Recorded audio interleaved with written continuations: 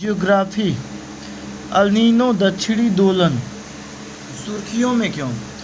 Nature की scientific report में El Nino दक्षिणी दोलन ENSO के संबंध में भारतीय ग्रीष्मकालीन मानसून की क्षेत्रीय और अस्थायी परिवर्तनशीलता का खुलासा किया गया है।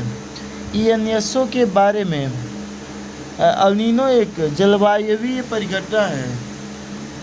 इस परिघटना में मध्य और पूर्वी उष्णकटिबंधीय प्रशांत महासागर में महासागरीय सतह गर्म हो जाती है। इसमें 3 अवस्थाएं या चरण होते हैं जो निम्नलिखित हैं। अल नीनो, इस दौरान मध्य और पूर्वी उष्णकटिबंधीय प्रशांत महासागर में समुद्र की सतह गर्म हो जाती है या समुद्री सतह का तापमान औसत से अधिक होता है। यह प्रत्येक 2 से 7 वर्षों में देखने को मिलता है। प्रभाव, इसमें एशिया में सूखा और कम वर्षा की स्थिति उत्पन्न होती है।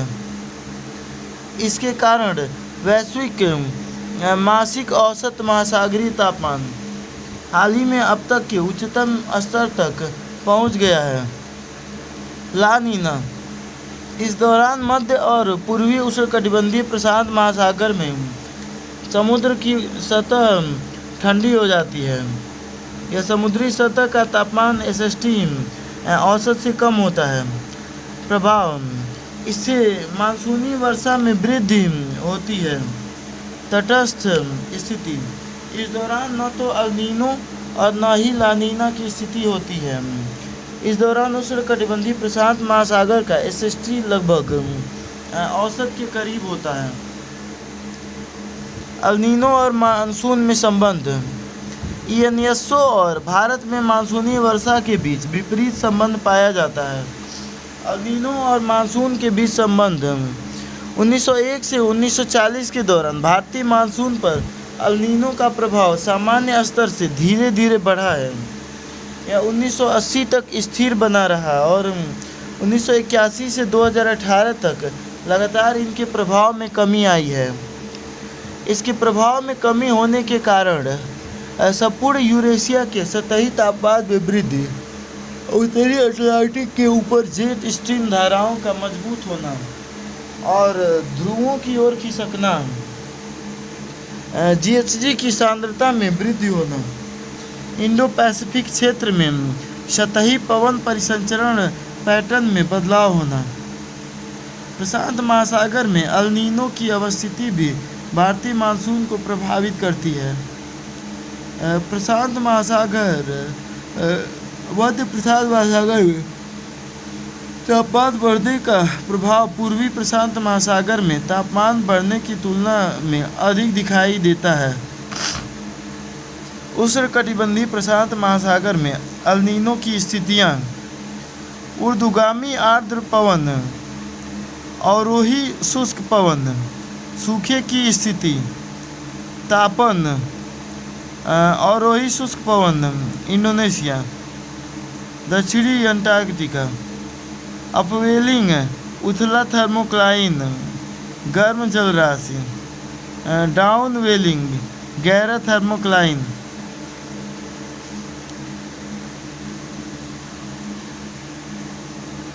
अल नीनो हवा के अवतरण या नीचे की ओर संचालन को प्रेरित करता है जिससे मानसूनी वर्षा में कमी आती है।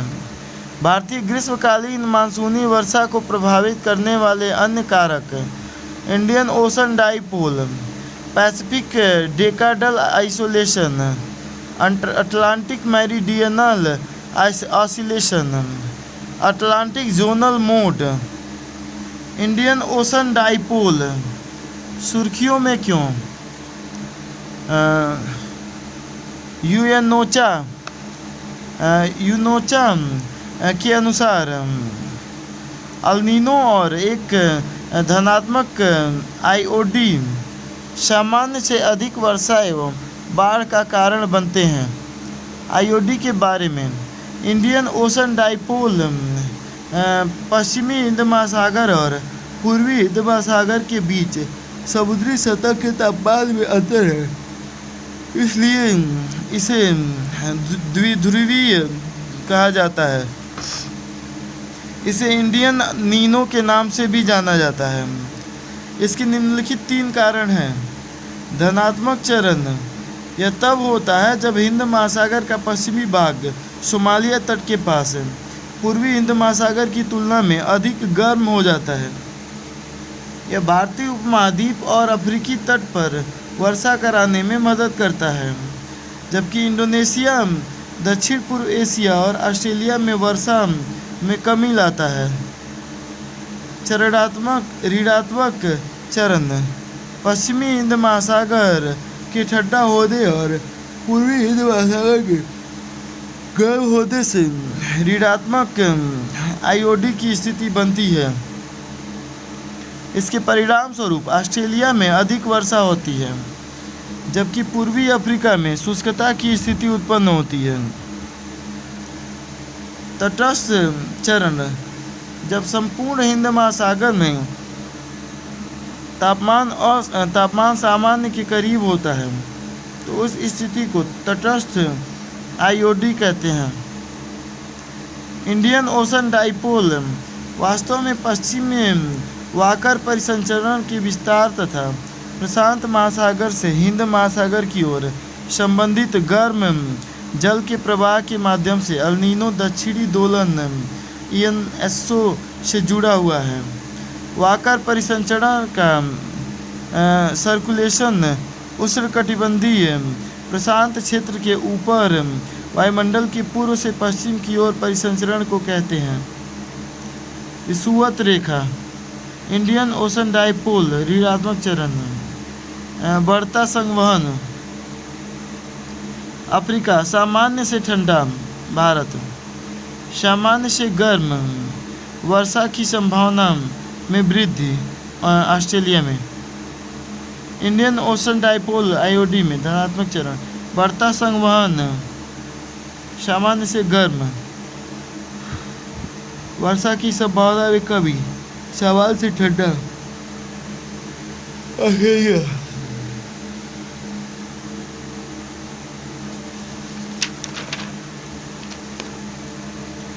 पैसिफिक डेकाडल ऑसिलेशन सुर्खियों में क्यों? हाल ही में हुए एक अध्ययन के अनुसार ग्लोबल वार्मिंग तथा पैसिफिक डेकाडल ऑसिलेशन का मिला जुला प्रभाव आने वाले वर्षों में चक्रवात की बारंबारता की घटनाओं को और अधिक बढ़ा सकता है। पीडीओ के बारे में पीडीओ को हम प्रशांत महासागर की समुद्री दशाओं में दीर्घकालिक उतार चढ़ाव के रूप में समझ सकते हैं। यह उतार चढ़ाव 2 चरणों में होता है, ठंडा या ऋणात्मक चरण। इसकी विशेषता पूर्वी भूमध्य रेखीय प्रशांत क्षेत्र में समुद्री जल स्तर की ऊंचाई और समुद्र का तापमान सामान्य से कम होना है।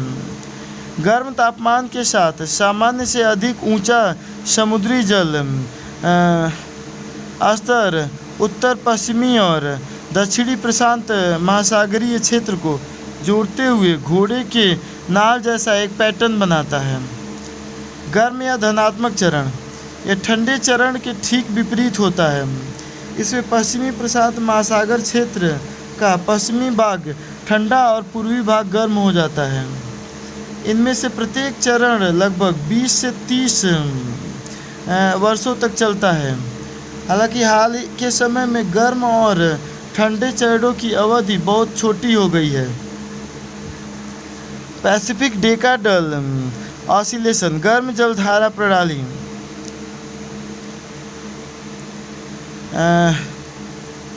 पीडीओ एल नीनो दक्षिणी दोलन ENSO और ग्लोबल वार्मिंग के बीच संबंध। ऋणात्मक पीडीओ और ला नीना का संयुक्त प्रभाव उष्णकटिबंधीय चक्रवातों की उत्पत्ति के लिए अनुकूल दशाओं का निर्माण करते हैं। 2019 में पीडीओ ऋणात्मक चरण में प्रवेश कर गया था। यदि यह चरण जारी रहता है तो इसके कारण मानसून के बाद के महीनों में भूमध्य रेखा के आसपास अधिक संख्या में उष्णकटिबंधीय चक्रवात उत्पन्न होंगे। पीडीओ परिघटना के दौरान घटित होने वाले जलवायु प्रभाव ENSO के प्रभावों के साथ साथ आगे बढ़ते हैं। जब पीडीओ के धनात्मक चरण के साथ ENSO का अल नीनो चरण सक्रिय होता है तो इसे आमतौर पर भारतीय मानसून के लिए अच्छा नहीं माना जाता है। जब ENSO का ला नीना चरण पीडीओ के ऋणात्मक चरण के साथ सक्रिय होता है तो इस स्थिति को भारत में मानसून के लिए अच्छा माना जाता है। ऐसा इसलिए होता है क्योंकि पीडीओ के ठंडे या ऋणात्मक चरण के दौरान गहरे समुद्र के ठंडे जल का गर्म सतही जल के साथ अधिक मिश्रण होता है। अतः इसके चलते ग्लोबल वार्मिंग की दर अस्थायी रूप से मंद हो जाती है। ध्यातव्य है कि बढ़ता ग्रीन हाउस गैस उत्सर्जन ग्लोबल वार्मिंग के लिए मुख्य रूप से इससे जिम्मेदार है। हिमालय का भूविज्ञान सुर्खियों में क्यों? जम्मू कश्मीर और लद्दाख में 24 घंटे के भीतर कम तीव्रता के कई भूकंप दर्ज किए गए। हिमालय में प्रमुख भ्रंश टेंथियन थ्रस्ट क्षेप, main thrust central thrust, main boundary thrust, Bharat में गंगा का मैदान और ये हिमालयी भ्रंश फ्रंटल भ्रंश, ट्रांस हिमालय सबसे ऊपर वाला भाग है। उसके बाद फिर टेथिस हिमालय, फिर निम्न या मध्य हिमालय, फिर बाहरी हिमालय, फिर बृहत हिमालय, सिंधु सांगपो शिवनी zone, Indus Tsangpo suture zone. भूकंप के कारण भारतीय प्लेट की यूरेशियन प्लेट के साथ विवर्तनिक गतिविधियों के कारण हिमालयी क्षेत्र भूकंप के प्रति सुभेद्य हो जाता है। भारतीय प्लेट उत्तर तथा उत्तर पूर्व दिशा में यूरेशियन प्लेट के नीचे जा रही है। हिमालय के दक्षिण में निम्नलिखित 3 प्रमुख टेक्टोनिक यूनिट्स हैं: main central thrust MCT, main boundary thrust MBT और हिमालयन फ्रंटल थ्रस्ट SFT या मेन फ्रंटल थ्रस्ट MFT। मध्य हिमालय में लगभग 700 किलोमीटर का खंड है जहां MFT में कई शताब्दियों से विखंडन की कोई गतिविधि नहीं हुई है। इसे सेंट्रल सिस्मिक गैप कहा जाता है। सिस्मिक गैप जैसे भविष्य में अधिक तीव्रता के भूकंप के लिए उच्च जोखिम वाले क्षेत्र हैं। मेन सेंट्रल थ्रस्ट के बारे में MCT इन सब में सबसे ऊंचाई पर स्थित और सबसे पुराना भ्रंश है। यह उत्तर पश्चिम से दक्षिण पूर्व में फैला हुआ तथा उत्तर की ओर क्षेपित भ्रंश फाल्ट है। MCT विवर्तनिक क्षेत्र महान और लघु हिमालय के बीच स्थित है। MBT लघु हिमालय और शिवालिक हिमालय को अलग करता है। MFT इन सब में सबसे दक्षिण में स्थित और सबसे नया भ्रंश है। वर्तमान में MCT की तुलना में MBT और HFT दोनों भ्रंशों को अधिक सक्रिय माना जाता है। ये तीनों भ्रंश एक ही बेसल डिटैचमेंट प्लेन का हिस्सा हैं। BOP की भूभौतिकीय भाषा में डिकोलमेंट कहा जाता है।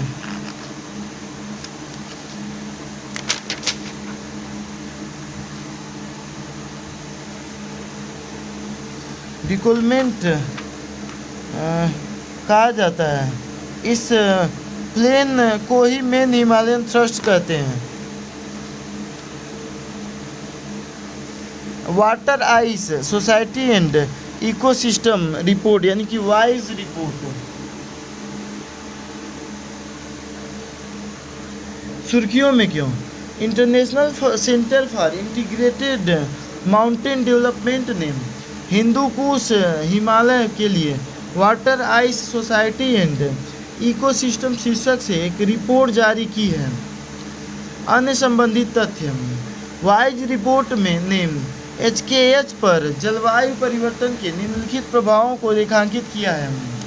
विगत दशक की तुलना में हिमालय के ग्लेशियर 2010 के दशक में 65% अधिक तेजी से पिघले हैं। ग्लेशियरों के तेजी से पिघलने के साथ सदी के मध्य में HKH क्षेत्र की अधिकांशतः नदी घाटियों में जलस्तर अपने चरम पर पीक वाटर पहुंच जाएगा। साथ ही सदी के अंत तक समग्र जल उपलब्धता में कमी आने की संभावना है।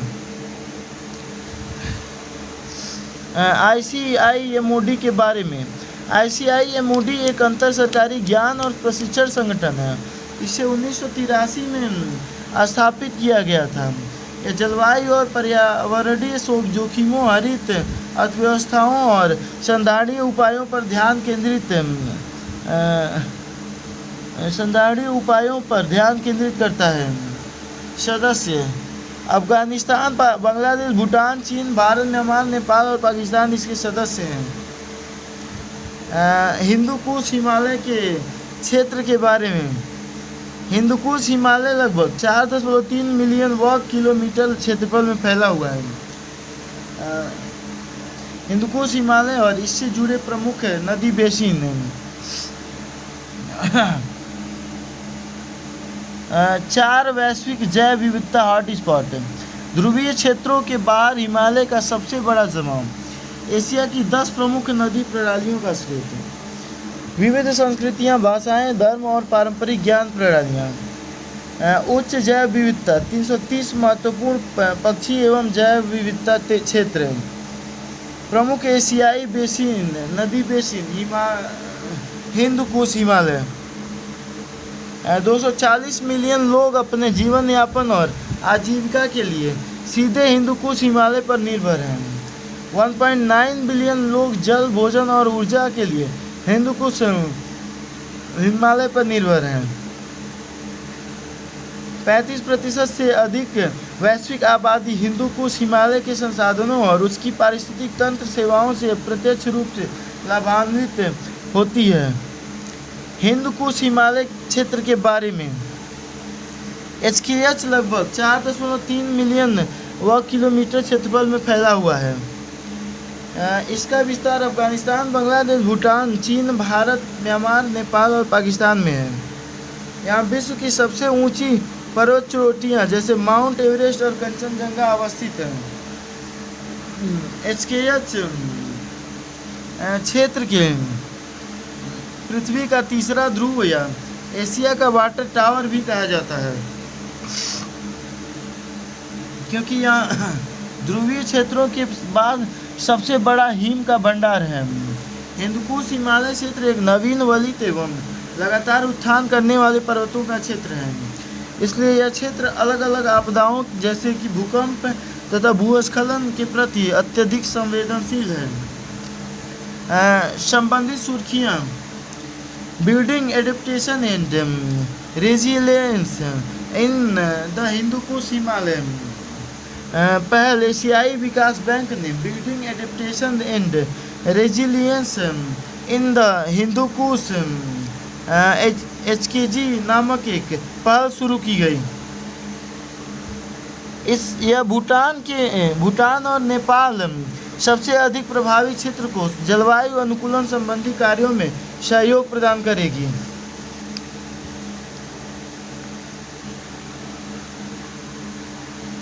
इसमें बड़े पैमाने पर अवसंरचनाओं के विकास के लिए निवेश संबंधी निर्णय लेने में मदद करने हेतु जोखिम मूल्यांकन और जोखिम प्रबंधन जैसे अत्याधुनिक उपायों को बताया गया है।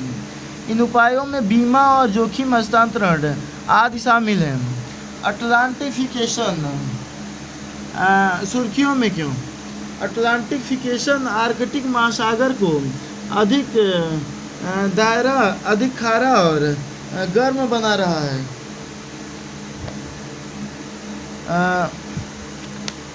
अटलांटिफिकेशन के बारे में अटलांटिफिकेशन सरल शब्दों में कहें तो आर्कटिक में अटलांटिक जल का बहुत प्रभाव ही अटलांटिफिकेशन का है। इस प्रक्रिया के तहत अटलांटिक महासागर के गर्म जल की काफ़ी मात्रा आर्कटिक महासागर में पहुंच रही है। इससे आर्कटिक महासागर के निकट अवस्थित बेरेंट सागर के कुछ भाग में अटलांटिफिकेशन देखने को मिल रहा है। समय स्थिति आर्कटिक महासागर की ऊपरी परत सामान्यतः समुद्री हिमावरण से ढकी होती है। इस हिमालय के नीचे ताजे जल की परत मौजूद होती है। इस परत के नीचे अटलांटिक महासागर में तुलनात्मक रूप से गर्म और खारे जल की आपूर्ति होती है। जलीय लवणता में मौजूद इस अंतर के परिणाम स्वरूप ठंडे ताजे जल की परत और गर्म व खारे जल की परत आपस में नहीं मिलती है। इससे ठंडे ताजे जल की परत के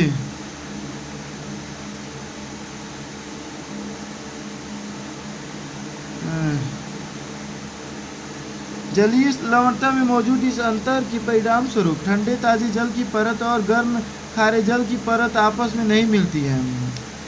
इसमें ठंडे ताजे जल की परत के ऊपर मौजूद हिमावरण अटलांटिक से आने वाले गर्म जल के संपर्क में नहीं आता है और हिमावरण पिघलने से बचा रहता है।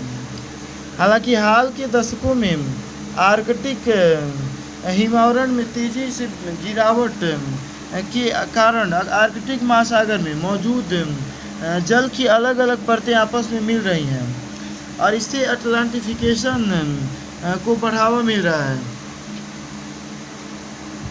अटलांटिफिकेशन की प्रक्रिया शुरू होने से आर्कटिक हिमावरण और अधिक तेजी से पिघलने लगता है। इससे अटलांटिफिकेशन का स्तर बढ़ता जाता है। शोधकर्ताओं का मानना है कि अटलांटिफिकेशन के लिए आर्कटिक द्विध्रुवीय नामक एक प्रक्रिया उत्तरदायी है। इस प्रक्रिया के तहत उत्तरी अमेरिका के ऊपर प्रति चक्रवाती पवनों और यूरेशिया के ऊपर चक्रवाती पवनों की मौजूदगी होती है। आर्कटिक द्विध्रुवीय की स्थिति लगभग 15 साल के चक्र में परस्पर बदलती रहती है। आर्कटिक द्विध्रुवीय का धनात्मक चरण इससे आर्कटिक हिमावरण के पिघलने की दर को धीमा करने में योगदान देता है। आर्कटिक द्विध्रुवीय का ऋणात्मक चरण इससे आर्कटिक हिमावरण के पिघलने की दर और तेज हो जाती है। इंडियन ओशन जियोइड लो सुर्खियों में क्यों? IISc बेंगलोर के शोधकर्ताओं ने हिंद महासागर में ग्रेविटी होल के बनने के कारणों की पहचान की है। इस ग्रेविटी होल को इंडियन ओशन जियोइड लो के नाम से भी जाना जाता है। यह होल 3 मिलियन वर्ग किलोमीटर से अधिक चौड़ा है। ये आर्कटिक महासागर, ये ग्रीनलैंड, ये फ्रैम स्टेट, ये स्वालबार्ड, ये बैरेंट सागर, ये नॉर्वेजियन सागर, ग्रीनलैंड है।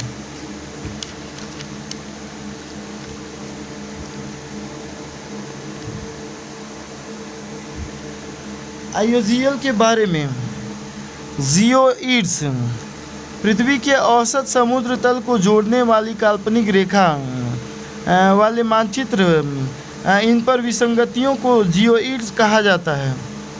पृथ्वी का आकार वास्तव में गोलाकार नहीं है। यह दोनों ध्रुवों पर चपटी और भूमध्य रेखा पर उभरी हुई है।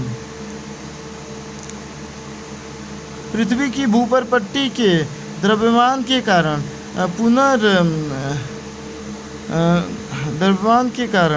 गुरुत्वाकर्षण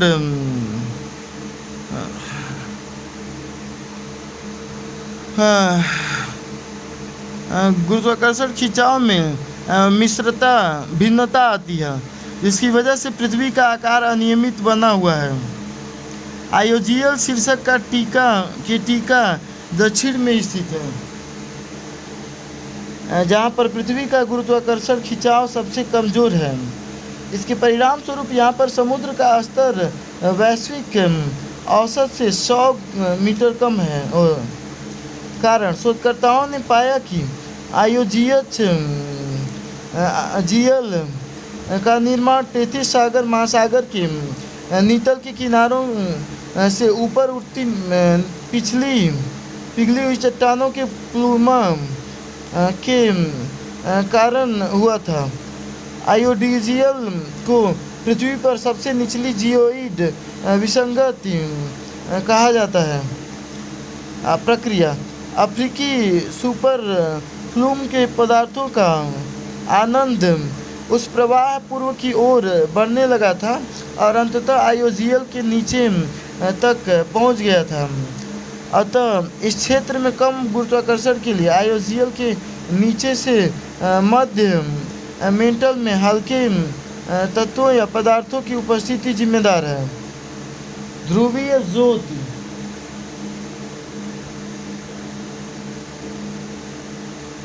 ध्रुवीय ज्योति एक प्रकार का भूचुंबकीय तूफान है। यह परिघटना सूर्य की प्लाज्मा तरंगों और पृथ्वी के चुंबकीय क्षेत्र के मध्य परस्पर क्रिया के कारण घटित होती है। कोरोनल मास इंजेक्शन की परिघटना के दौरान सूर्य से अरबों की संख्या में आवेशित कण अत्यंत उच्च गति से अंतरिक्ष में फैल जाते हैं। इस क्रम में जब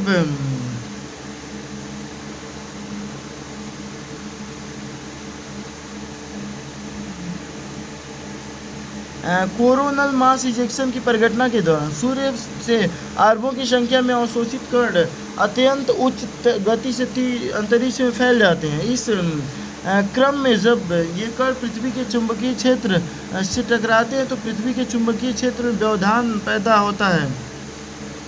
करते हैं। इसके परिणाम स्वरूप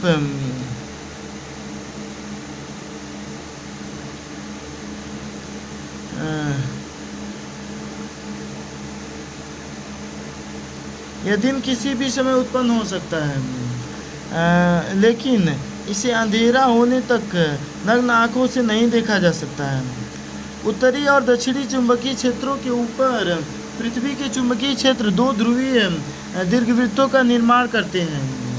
ध्रुवीय ज्योति को उत्तरी ध्रुव के पास उत्तरी ध्रुवीय ज्योति ऑरोरा बोरियलिस और दक्षिणी ध्रुव के पास दक्षिण ध्रुव ज्योति ऑरोरा ऑस्ट्रेलिस। ऑरोरा या दक्षिण ध्रुवीय ज्योति के लिए परिस्थितियाँ स्वच्छ आकाश, बादल की अनुपस्थिति और पूरा अंधेरा। आईओडी के बारे में, यह भारत का एकमात्र sky high dark sky reserve है। यह एक ऐसा क्षेत्र होता है जहाँ रात में आकाश का निरीक्षण करने के लिए कृत्रिम प्रकाश प्रदूषण को कम करने की ज़रूरत है।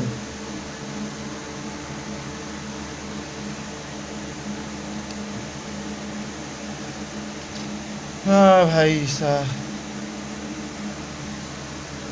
सुर्खियों में रही अन्य शब्दावलियाँ।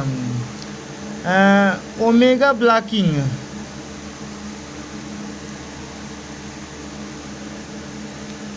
एक अध्ययन के अनुसार भूमध्य सागरीय क्षेत्रों में हाल में आई बाढ़ के लिए निम्न दाब प्रणालियाँ जिम्मेदार थीं। ये प्रणालियाँ नीदरलैंड के ऊपर केंद्रित ओमेगा ब्लॉक के आसपास निर्मित हुई थी।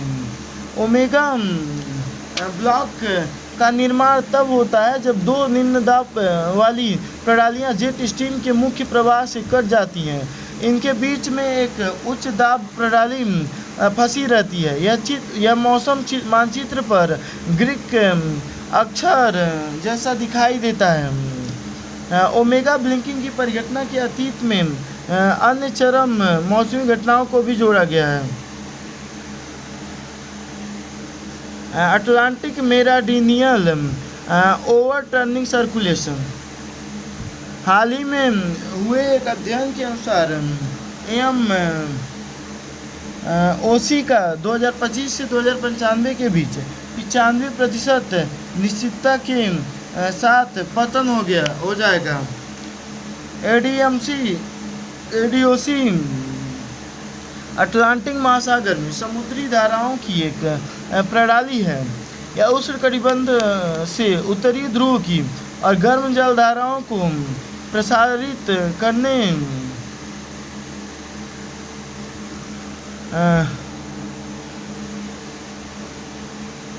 ऊंचे खारे स्थल कटिबंध तथा दक्षिणी ध्रुव की ओर विस्तारित करती है। एएमओसी के धीमा होने के परिणाम इससे संयुक्त राज्य अमेरिका के पूर्वी तट पर समुद्री स्तर में वृद्धि होगी, उत्तरी गोलार्ध में अपराध कम हो जाएगा और यूरोप में कम वर्षा होगी। न्यू व्हेल वैज्ञानिकों ने मैक्सिको में युकाटन प्रायद्वीप के तट पर एक विशाल सिंकहोल का पता लगाया है। मैक्सिको में स्थित इस ब्लू होल का तामजा नाम रख दिया गया है, जिसकी भाषा अस्पष्ट नहीं थी।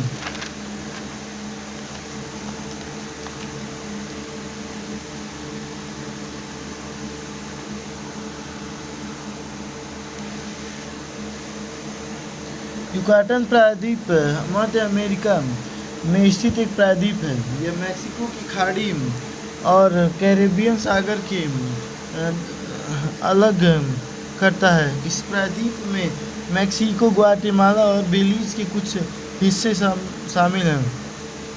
ब्लू होल यह वास्तव में पानी के नीचे एक विशाल सिंक होल है। इन्हें सूक्ष्मजीवी और जैव विविधता का हॉटस्पॉट माना जाता है। ऐसा माना जाता है कि इसका निर्माण हिमयुग में हुआ था, जब समुद्र का स्तर वर्तमान स्तर से 100 से 120 मीटर तक था।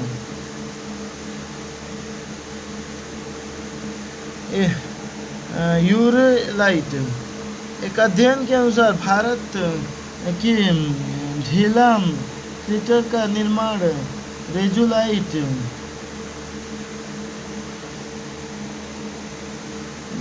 उल्कापिंड से हुआ है। मध्य प्रदेश का ढाला क्रेटर ऐसी स्थिति टक्कर से निर्मित करती है। यूरेलाइट्स उच्च की निर्मता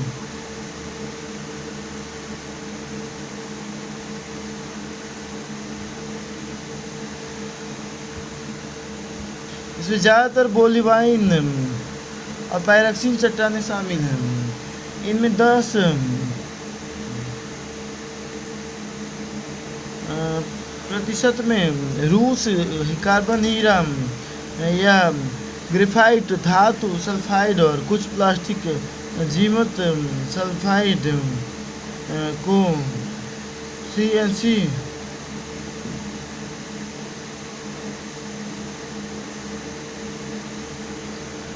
बढ़ान घूम। हाल ही में राष्ट्रीय हरित अधिकरण केवलोसिस में बजान भूमि पर निर्माण के पर्यावरण नियमों का पालन करने में गोवा तथा तटीय क्षेत्र प्राधिकरण की चिंता व्यक्त किया है।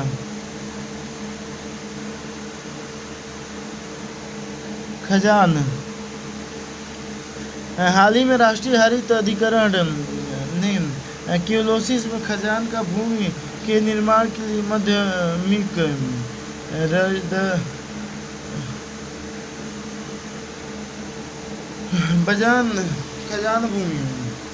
खजान गोवा की तटीय आर्द्रभूमि है। यह एक निचला व खाद्य जमाव वाला क्षेत्र है। यह ज्वारीय प्रवाह से प्रभावित होता है। यह भूमि संबंधित क्षेत्र में बाढ़ के पानी के लिए मुख्य जल निकासी प्रणाली के रूप में भी कार्य करती है। इन भूमि को इकाई शासनकाल के दौरान बंधेन, स्लूस गेट और गैरों की एक नई जटिल प्रजातियां हैं। महत्व की मैंग्रोव क्षेत्र से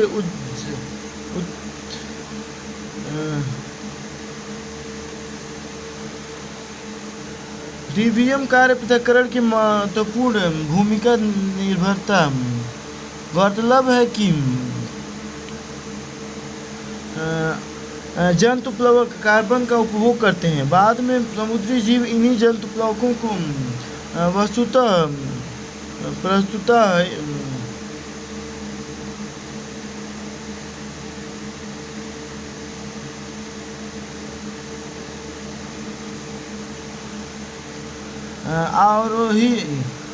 आरोही पौने।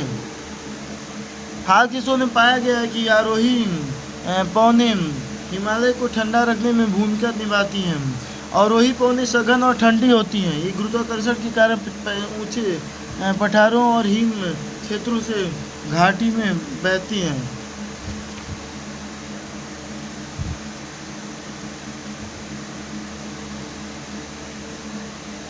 ये पौने स्थानीय जलवायु को प्रभावित करती हैं, यहाँ तक कि वायु में आर्द्रता को कम करती हैं और हिम को भी दूर उड़ा ले जाती हैं। इसके विपरीत आरोही पौने गर्म पौने कहलाती हैं।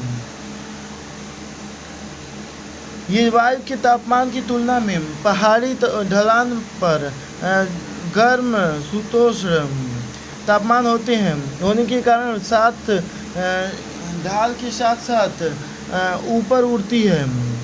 ये पौने बादल को और पहाड़ों के पैटर्न को प्रभावित कर सकती है।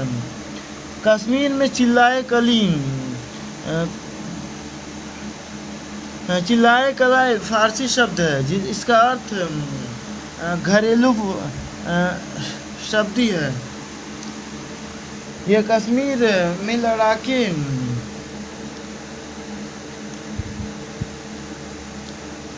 की ठंड वाली 40 दिनों की अवधि को व्यक्त करता है। इसके बाद 20 दिनों तक चलने वाली चिल्लई खुर्द काम करने वाली 31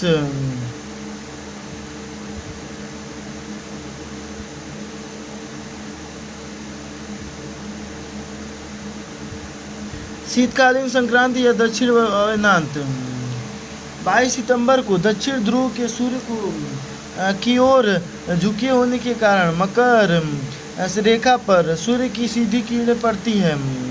इसलिए दक्षिणी गोलार्ध लंबे दिन तथा छोटी रातों की ग्रीष्म ऋतु शुरू होती है। इसके ठीक विपरीत स्थिति उत्तरी गोलार्ध में होती है। उसी दिन 22 दिसंबर की उत्तरी गोलार्ध में दिन की अवधि सबसे छोटी होती है। पृथ्वी की इस अवस्था को दक्षिण कहते हैं।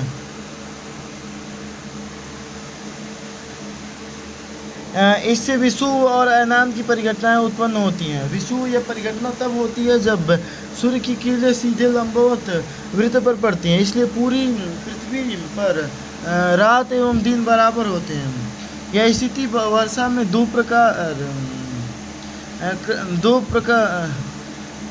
वर्ष क्रमशः 21वां जो 23 सितंबर को घटित होती है। अयनांत यह 2 प्रकार की होती है, शीतकालीन अयनांत और ग्रीष्म अयनांत। ग्रीष्म अयनांत 21 जून को उत्तरी गोलार्ध सूर्य की ग्लोबल सूर्य की तरफ झुका होता है। सूर्य की किरणें कर्क रेखा पर सीधी पड़ती हैं। इसलिए उत्तरी गोलार्ध का एक बहुत बड़ा हिस्सा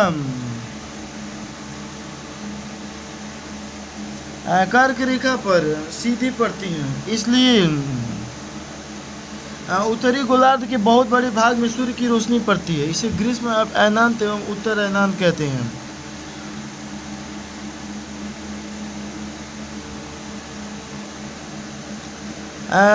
प्री मैग्नेटिक उद्धार। समुद्री जल के भीतर जलवायु उद्धार के बाद जापान में एक द्वीप का निर्माण हुआ है। यह द्वीप क्योटो द्वीप की पास ज्वालामुखी के कई उद्गारों के बाद बना हुआ है। क्योटो द्वारा पश्चिमी क्षेत्र में बायो ओगासावास सम्मिलित है।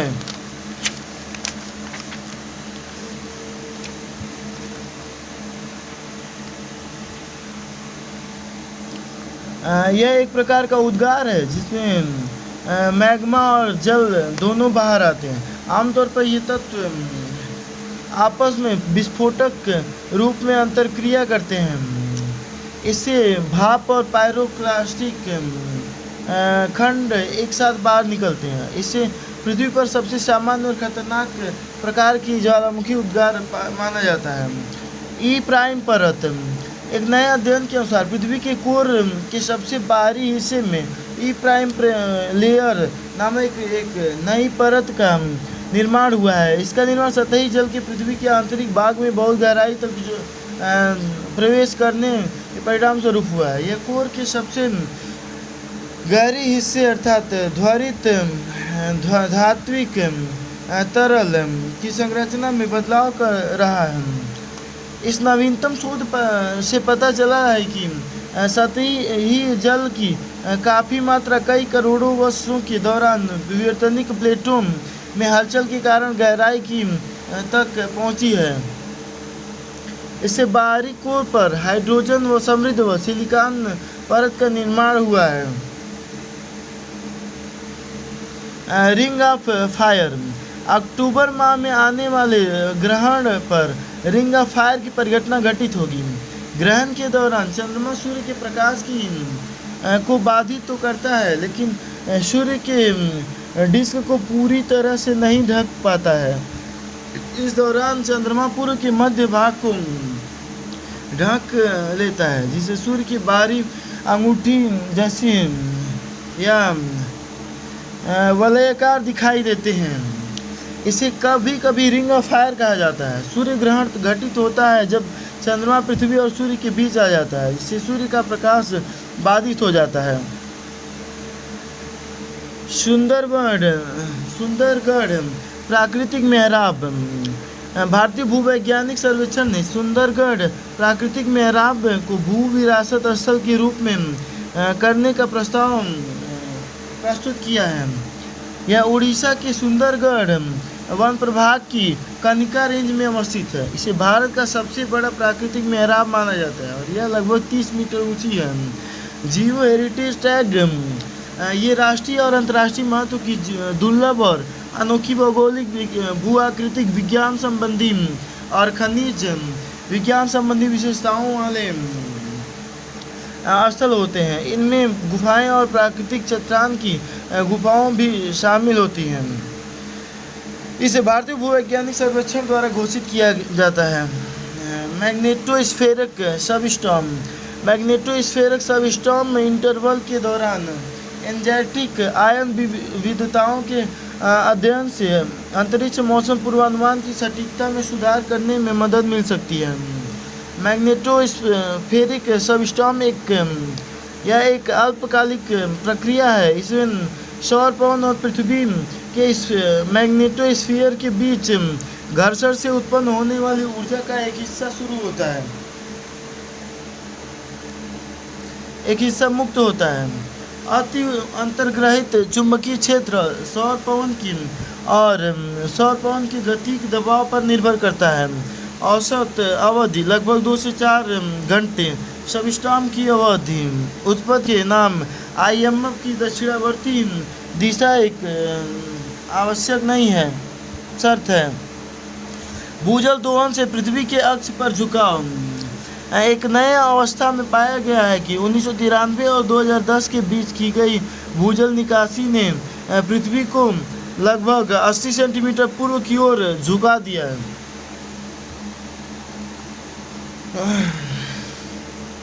पृथ्वी के भौगोलिक उत्तरीय दक्षिणी ध्रुव की ऐसे स्थानों पर अवस्थिति है जहां इसकी धूरी सतह को काटती है, हालांकि यह संरक्षित नहीं है। पृथ्वी के द्रव्यमान वितरण में अंतर के कारण इसकी धुरी और ध्रुवों की अवस्थिति बदलाव होता रहता है। Self cloud. हाल ही में उत्तराखंड में सेल्फ क्लाउड दिखाई दिया है। सेल्फ क्लाउड को आर्क क्लाउड भी कहा जाता है। ये बादल सामान्यतः शक्तिशाली तूफान प्रणालियों से जुड़े हुए होते हैं और कई बार इन्हें बाल क्लाउड, फनल क्लाउड या रोटेशन के रूप में वर्णन किया जाता है। ये बादल कभी कभी कपासी वर्षा मेघ के नीचे देखे जाते हैं। कपासी वर्षा मेघ के अत्यधिक सघन ऊर्ध्वाधर रूप से अत्यधिक ऊंचाई तक फैले हुए बादल होते हैं जो तीव्र वर्षा का कारण वाले होते हैं। शेल्फ क्लाउड का निर्माण तब होता है जब कपासी वर्षा मेघ से आने वाली ठंडी वायु स्थल पर पहुंचता है। यह ठंडी वायु स्थल पर तेजी से फैल जाती है और स्थल पर मौजूदा गर्म नम वायु के ऊपर की ओर धकेल देती है।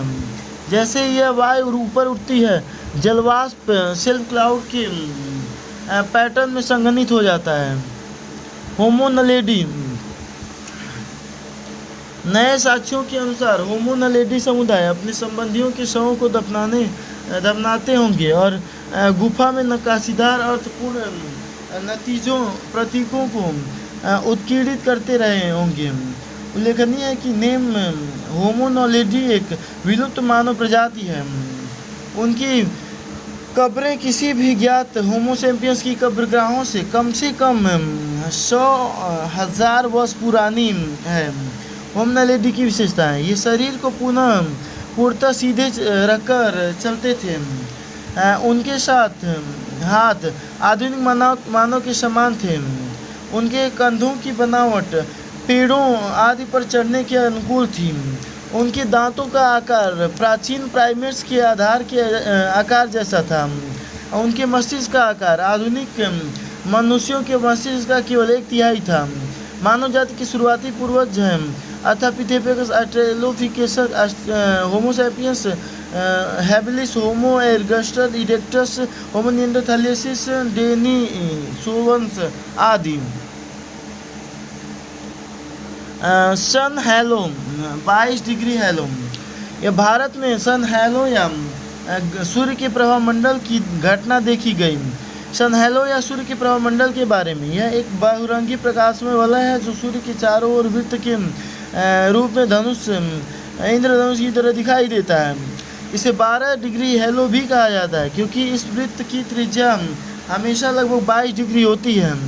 हैलो या प्रभामंडल का निर्माण: जब सूर्य का प्रकाश इन हिम के क्रिस्टल से गुजरता है तो प्रकाश क्रिस्टल की सतहों में परिवर्तित हो जाता है या मुड़ जाता है। प्रकाश के मुड़ने के कारण सूर्य की किरणों में मौजूद प्रकाश के रंग अलग अलग बिखर जाते हैं।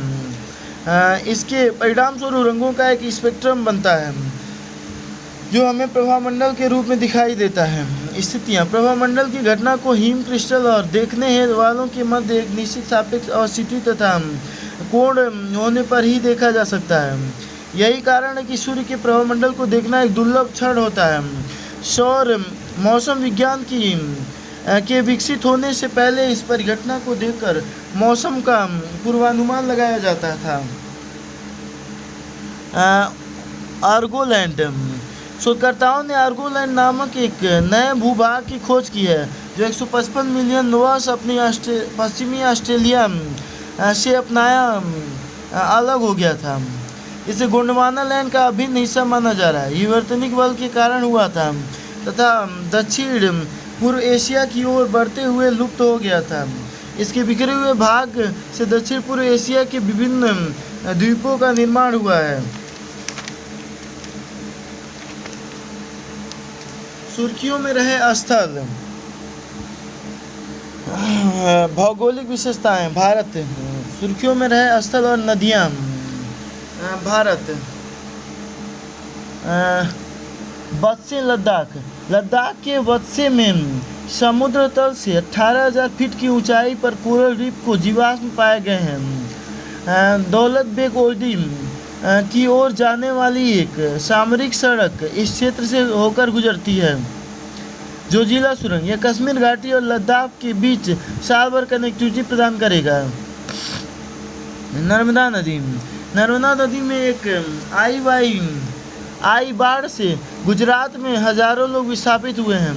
यह पश्चिम की ओर बहने वाली सबसे लंबी नदी है। नर्मदा नदी मध्य प्रदेश में अमरकंटक के निकट मैकाल श्रेणी से निकलती है। सहायक नदियां बुरहानेर, हालोन, हिरन, बंजर, दूधी, तया, बाटना, कोलार, बांदा, गोई और ओरसांग है। बागमती नदी। हाल ही में इस नदी में एक नाव डूब गई। यह नेपाल और भारत के बीच बहने वाली सीमा पार नदी है। यह बाग द्वार नेपाल से निकलती है। यह अंत में बिहार में कोसी नदी में मिल जाती है। प्रमुख सहायक नदी विष्णुमती। सुबनसिरी लोअर जल विद्युत परियोजना। हाल ही में इसे भूस्खलन का सामना करना पड़ा। सुबनसिरी अपर ब्रह्मपुत्र नदी की सबसे बड़ी सहायक नदी है। सियांग नदी।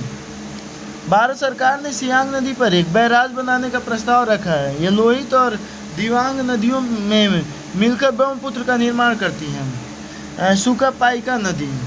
ओडिशा सरकार ने सुकापाइका नदियों का पुनरुद्धार करने का निर्णय लिया है। यह नदी महानदी की एक सहायक नदी है। महानदी की प्रमुख सहायक नदियाँ विरूपा, त्रिचोपतला, गैगुटी और लूना है। भौगोलिक विशेषताएं। सुर्खियों में रहे स्थल पीटरमैन ग्लेशियर, ग्रीनलैंड। इस ग्लेशियर की ग्राउंडिंग लाइन ज्वार के आम के फलस्वरूप काफ़ी हद तक परिवर्तित हो जाती है। वैज्ञानिकों की आम धारणा के विपरीत है। कैनबरी द्वीप समूह, स्पेन, टेनरिक द्वीप पर जंगल की आग की घटना देखी गई। गैलापागोस द्वीप समूह। एक वैज्ञानिक अभियान के दौरान इक्वाडोर के गैलापागोस द्वीप समूह के निकट अब तक अज्ञात हजारों साल पुरानी प्रवाल भित्ति का पता चला है। गैलापागोस द्वीप समूह एक यूनेस्को विश्व धरोहर स्थल है। भूमध्य रेखा इससे होकर गुजरती है। टिटिकाका झील। विशेषज्ञों के अनुसार टिटिकाका झील जलवायु परिवर्तन के कारण सिकुड़ रही है। यह दक्षिण अमेरिका की सबसे बड़ी ताजे पानी की झील है। यह दुनिया की सबसे बड़ी झीलों में से एक है। सबसे कम ऊंचाई पर स्थित नौवहन अनुकूल जल निकाय है। रेगजेंस प्रायद्वीप। आइसलैंड दक्षिण पश्चिम रेगजेंस प्रायद्वीप में ज्वालामुखी का जोरदार विस्फोट हुआ है। रूट्स और कोरफू आइसलैंड ग्रीस जंगल की आग की घटना देखी गई है। माउंट एटना ज्वालामुखी। इटली के सिसिली द्वीप पर अवस्थित इस ज्वालामुखी में फिर से उद्गार हुआ। माउंट एटना यूरोप का सबसे ऊंचा सक्रिय ज्वालामुखी है। दुनिया का सबसे ऊंचा वोल्केनो भी है। दक्षिणी महासागर के संसाधनों में बढ़ती व्यावसायिक ऊंचे अंटार्कटिका के आसपास संरक्षण प्रयासों को विफल कर रही है। बेरिंग सागर। एक हालिया अध्ययन में पता चला है कि बेरिंग सागर के हिम के पिघलने और पूर्वोत्तर चीन में बढ़ती वनाग्नि की घटनाओं के बीच परस्पर संबंध है। यह बेरिंग जल डमरू मध्य के माध्यम से आर्कटिक महासागर के चुपची सागर से जुड़ा हुआ है। कवा इंजन क्रेटर झील। कोपरनिकस सेंटिनल-2 मिशन ने कवा इंजन क्रेटर झील की अनूठी प्राकृतिक परिघटना को ऑप्टिकल तस्वीरें ली हैं। यह विश्व की सबसे बड़ी अम्लीय झील है। इसका निर्माण ज्वालामुखी उद्गार से हुआ है। विक्टोरिया झील के बेसिन चरम जलवायु संबंधी घटनाएं तीव्र होंगी। यह विश्व का सबसे बड़ा उष्णकटिबंधीय झील है। यह दुनिया की दूसरी सबसे बड़ी ताजे पानी की झील है। The last page. सुर्खियों में रहे देश।